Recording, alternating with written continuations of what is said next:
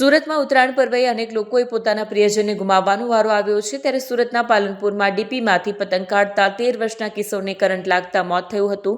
પતંગ કાઢતી વેળાએ બાળક કરંટના ઝટકાથી દૂર ફંગોળાયા બાદ લોખંડનો સળિયો વાગ્યો, જેને લીધે સ્થાનિક લોકો એકત્ર થયા અને બાળકને સારવાર માટે હોસ્પિટલ ખસેડ્યો, પણ ફરજ પરના તબીબે મૃત જાહેર કર્યો।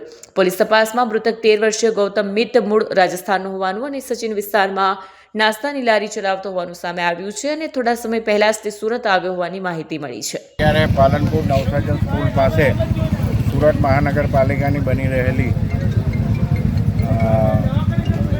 આવાસ જે છે બાળકો માટેની હોસ્ટેલ, ત્યાં આપણે ઊભા છે। ગઈકાલે જે કામદાર કોન્ટ્રાક્ટરનો માણસોનો છોકરો આ ટ્રાન્સફોર્મરમાં કરંટ લાગવાના કારણે એનું મૃત્યુ થયું છે। હવે અહીંયાના સ્થાનિક લોકોની એવી રજૂઆત છે કે આ જે ટ્રાન્સફોર્મર એને જ્યાં સુધી સેફટી આપવામાં નહીં આવે ત્યાં સુધી અમે આમાં લડત લડીશું અને સ્થાનિક રહેવાસીઓ અરજી પણ આપી છે જીઈબીને, અને જીઈબીના સાથે મારી વાત પણ થઈ છે અને સ્થળ પર આવીને આનો કોઈ પણ યોગ્ય નિકાલ લાવવાની ખાતરી પણ આપી છે।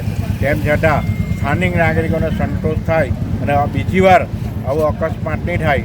12 વર્ષના છોકરાએ કાલે આ ડીપીના કારણે જીવ ગુમાવ્યો।